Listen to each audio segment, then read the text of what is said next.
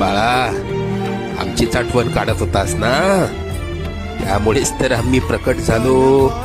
अरे मायबाप मानतोस ना आम्हाला, मग तुला पैशांची गरज असताना सांगायचं ना. कोणापुढेही हात पसरू नकोस. लोक 2-4 हजारांची मदत करतीलही, पण तुझ्या मागे सर्वांना तुझी मजबुरी हसत सांगतील. आता तुला कोणापुढे हात पसरण्याची वेळच येणार नाही. तू आजपर्यंत भरपूर दुःख सहन केलंस.